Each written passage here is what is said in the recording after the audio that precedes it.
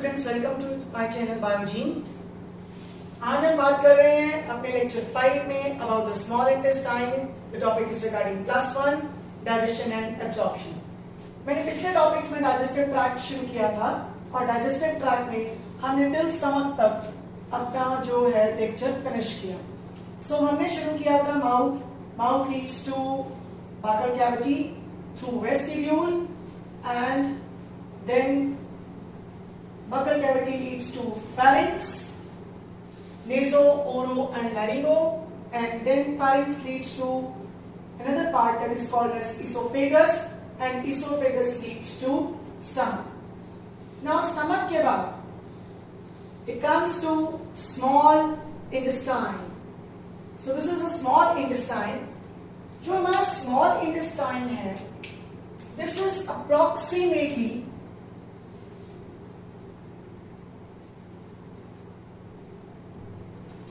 6 to 7 meters long.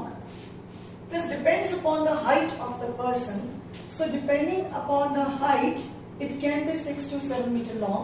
एक general बात करें तो जो हर्बीवोर्स होते हैं, यानी कि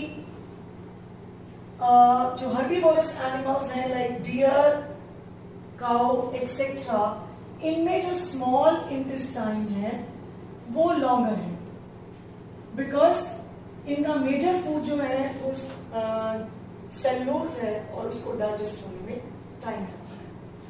जो कार्निवोर्स हैं they have small intestine. Human beings के अंदर जो स्मॉल इंटेस्टाइन है, इसका ऑलमोस्ट लेंथ एवोल्यूशन के दौरान आ चुका है, दैट इज 6 to 7 मीटर और little bit on height also. अगर हम बात करें कि एक इंसान लंबा है तो नेचुरली उसका ट्रैक्ट जो होगा वो लेंथ वाइज थोड़ा ज्यादा होगा, and the person who is a short stature उसका ट्रैक्ट होगा वो कंपैरेटिवली छोटा होगा। But that has nothing to do with the change of the habits. ऐसा नहीं है कि आज जो बंदा वेजिटेरियन है कल को वो एक्सक्लूसिवली नॉन वेजिटेरियन हो जाए तो उसका ट्रैक्ट छोटा हो जाएगा। ह्यूमन बींग्स के अंदर एवोल्यूशनरी पॉइंट ऑफ व्यू से जो अडैप्टेशन आनी थी वो आ चुकी है। नाउ स्मॉल इंटेस्टाइन की हम बात कर रहे हैं 3 पार्ट से। First part is duodenum, second part is jejunum, and third part is ileum. Now duodenum, jejunum, ileum, ये 3 पार्ट्स हैं यहाँ पे। अगर मैं आपको यहाँ पे एक डायग्रामेटिक रिप्रेजेंटेशन से जब दिखा रही हूं तो ये कुछ इस तरह से काम करेगा।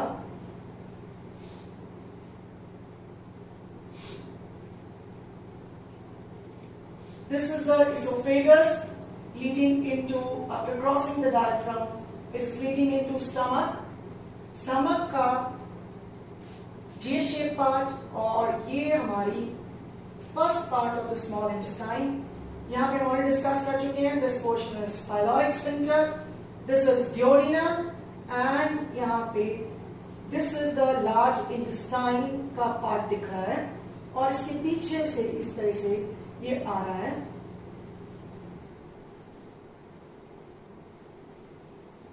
And here is the coiled part. ये coiled part सा दिख रहा है। This is what you call jejunum. Now this is your jejunum.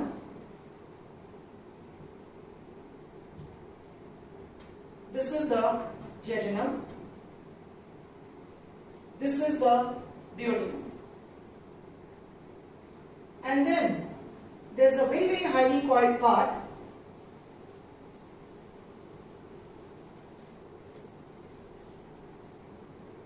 This is what you call ileum. तो ileum जो है वो ज्यादा coiled part आपको दिख रहा है।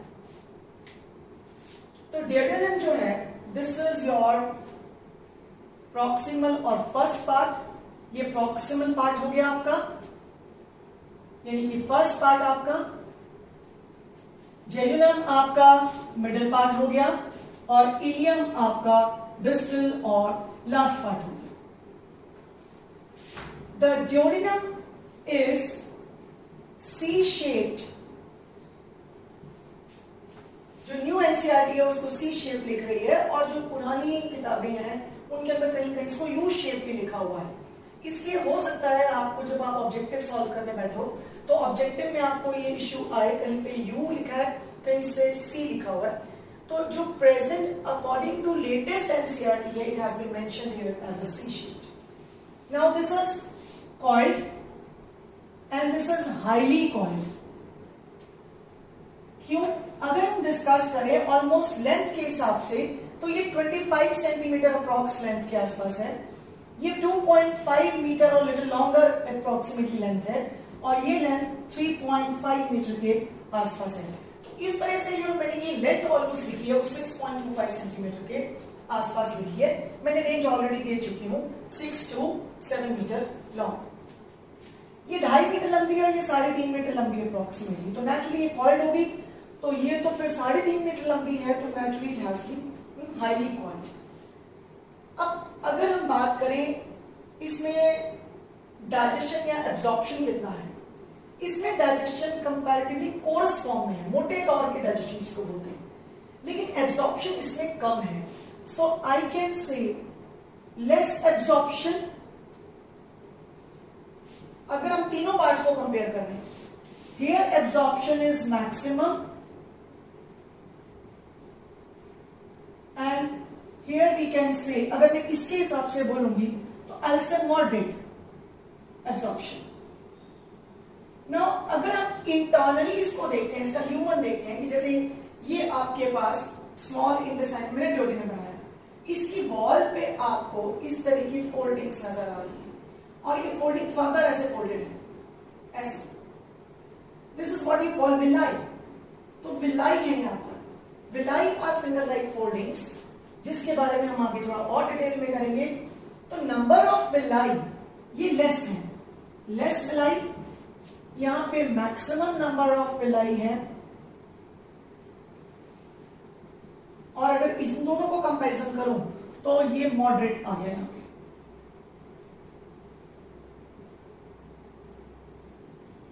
तो इसी वजह से जिसमें जितने ज्यादा विलाई होंगे तो नेचुरली इसका एब्जॉर्प्शन भी उतना ज्यादा होगा। अगर हम एक विलाई का डिटेल्ड स्ट्रक्चर देखें तो थोड़ा कुछ इस तरह से दिखता है।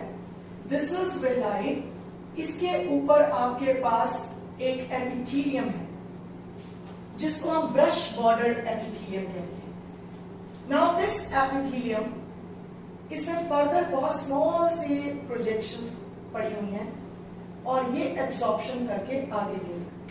हर एक विलाई के अंदर एक लिम्फेटिक वेसल है, लिम्फ की, एक आर्टरी है और एक वेन भी है।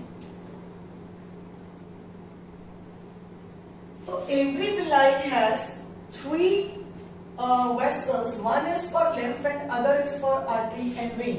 तो एब्जॉर्प्शन यहां पर होनी है। अब आप यहां से एक हम अगर अंडरस्टैंडिंग उठाएं तो जितनी ज्यादा विलाई यानी उतनी ज्यादा ब्लड सप्लाई आपको उसके अंदर है। नेचुरली जितनी ज्यादा ब्लड सप्लाई तो एब्जॉर्प्शन का रेट भी ज्यादा आ जाएगा। तो इसलिए हम ये कहेंगे ये लेस वेस्कुलर है, ये थोड़ा कम रेड दिखता है। प्लीज आई मस्ट मेंशन कि हम पूरी बॉडी के हिसाब से बात नहीं कर रहे, मैं तीनों के कंपैरिजन की बात कर रही हूं। ये मोस्ट वैस्कुलर है, वो डार्क रेड सा कलर दिखता है, ये थोड़ा कम रेड सा दिखता है, सो मॉडरेटली वैस्कुलर है।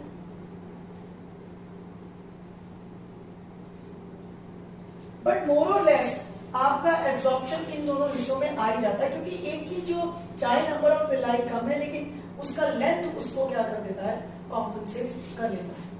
So this is duodenum, jejunum, ileum. One more thing, एक पियर्स पैचेस के बारे में आई डिस्कस। पियर पैचेस यहाँ पे एब्सेंट हैं, इधर भी पियर्स पैचेस एब्सेंट हैं और यहाँ पे पियर पैचेस प्रेजेंट हैं। Now what are these Peyer's patches?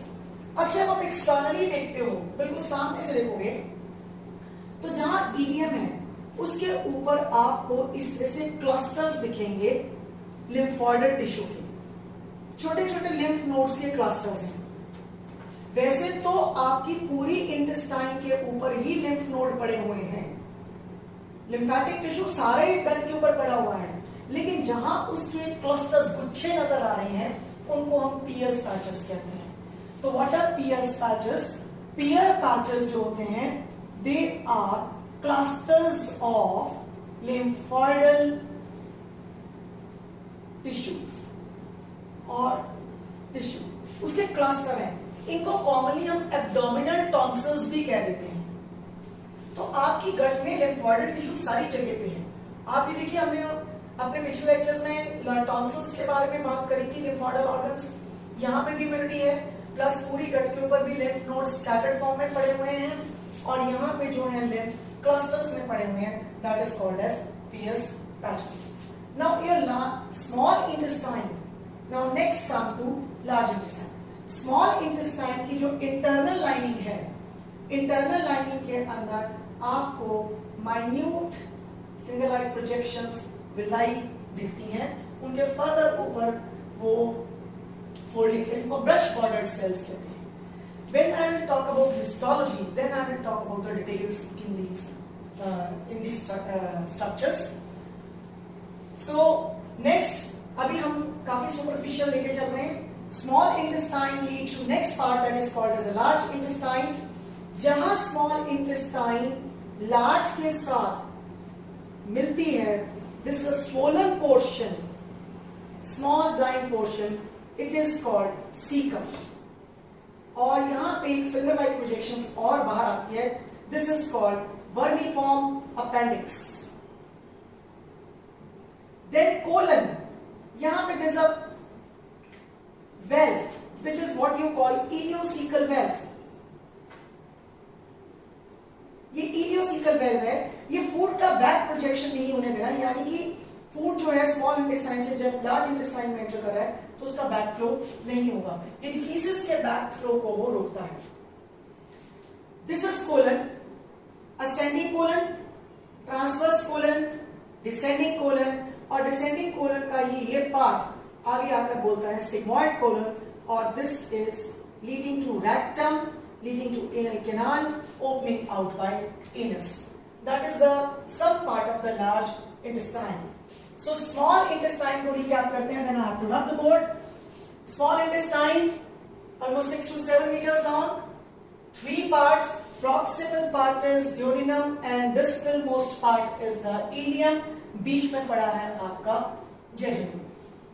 The junction between the duodenum and the stomach is guarded by pyloric sphincter. ये sphincter है, muscles contracted form में है।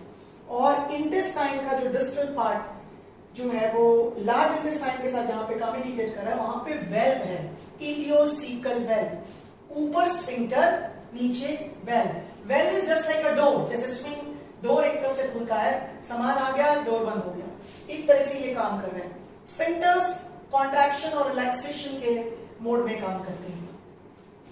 Now proximal part, middle part, distal part. This is C-shaped, coiled, highly coiled, और मैंने बता दिया internally foldings villi हैं, इनमें कम है, इनमें सबसे ज्यादा है, उसमें इसके comparatively कम है, तो moderate coiled लिखा है। Since each villi has blood supply and lymphatic supply, इसीलिए ये हिस्सा आपको सबसे ज्यादा vascular नजर आता है, ये comparatively less vascular है, और ये इन दोनों के हिसाब से सबसे least vascular है। That is why इसमें comparatively less absorption है, वैसे भी छोटा है, इसमें आपकी मैक्सिमम एब्जॉर्प्शन है, चाहे साइज लेंथ वाइज ये छोटा है, लेकिन coiling wise internal coiling villi काफी ज्यादा है, और ये लेंथ वाइज ज्यादा है, इसमें थोड़ा कम है, बट मोर और लेस कंपनसेट कर लेते हैं। Next we come to large intestine. Now the large intestine, उसका लेंथ इसके कंपैरेटिवली काफी कम है, यानी वो 1 से 1.5 मीटर ऑलमोस्ट लॉन्ग है लार्ज इंटेस्टाइन, लेकिन उसको हम लार्ज इसलिए बोलते हैं बिकॉज इसका स्मॉल इंटेस्टाइन का डायमीटर 2 to 3 सेंटीमीटर है, कहीं पे वेरिएबल भी है, जैसे यहाँ पे थोड़ा सा ज्यादा वेरिएशन आपको 3.5 तक दिख जाती है। लार्ज इंटेस्टाइन का जो लेंथ है दिस इज 1 से 1.5 मीटर, और डाया जो है दैट इज 3 to 4 सेंटीमीटर। तो आपके पास जो लेंथ है वो 1.5 मीटर और डायमीटर इज 3 to 4 सेंटीमीटर के आसपास। That is why it is called large intestine. Now large intestine का first part that is what you call caecum. Caecum जो है वो ब्लाइंड है, इस जंक्शन पे मैच हो रहा है। सीकम ब्लाइंड है, स्मॉल है और यहां पर आकर आपका इलियम जो है वो उसके साथ सीकम के साथ ज्वाइन करता है। Join with ileum at ileocaecal junction. ये जो इलियोसीकल जंक्शन है it is guarded by ileocaecal valve. What is the function of ileocecal valve? It prevents the backflow. Prevents the backflow of feces or you can say food. Caecum से एक blind outgrowth निकलती है और एक finger like small projection निकलती है। Blind small finger like projection that is called vermiform appendix or simply you can say appendix. This vermiform appendix जो है ये हमारे में इसका डाइजेशन में कोई रोल नहीं है। सीकम के अंदर it inhabits some symbiotic bacteria, लेकिन हमारे में कोई सेलुलोज का डाइजेशन हमारा नहीं हो रहा बिकॉज वेरी लेस। जो ऑर्गेनिजम्स जैसे हर्बीवोर्स लाइक हॉर्स है उनका सीकम बहुत वेल डेवलप्ड है और उनमें बहुत अच्छे बैक्टीरिया हैं सिम्बायोटिक जो कि सेलुलोज के डाइजेशन में हेल्प करते हैं। तो वर्मीफॉर्म अपेंडिक्स जो है हमारे में वेस्टिजियल मानते हैं। क्यों? Because there is no role in digestion but this is a lymphoidal in nature. क्या मतलब है? इसके अंदर लिम्फोइडल टिश्यू है and removal of the appendix अगर इंफ्लेमेशन हो जाए the condition is called appendicitis. Appendix की इंफ्लेमेशन को हम अपेंडिसाइटिस कहते हैं और अगर अपेंडिसाइटिस हो जाए तो उसको रिमूव करना पड़ता है। The condition is called appendectomy, the procedure appendectomy. तो हमारे में ये लिम्फोइडल इन नेचर है। Second part of your large intestine is the longer part which is the colon. अगर आप इस डायग्राम में देखेंगे तो ये ऊपर को उठता हुआ यानी कि अगर मैं अपनी इस साइड से दिखाऊं तो ये वाला पार्ट जो है this is ascending, then this is transverse, then this is descending. तो असेंडिंग, ट्रांसवर्स, डिसेंडिंग और क्योंकि एनस पीछे है तो यहाँ पे एक एस शेप लूप बनता है जिसको हम सिग्मॉइड कोलन भी बोलते हैं। तो कोलन में ascending colon, then we have transverse colon, then descending colon और डिसेंडिंग कोलन का ही जो पार्ट एस शेप पीछे डॉर्सल साइड पे जा रहा है that is called sigmoid colon.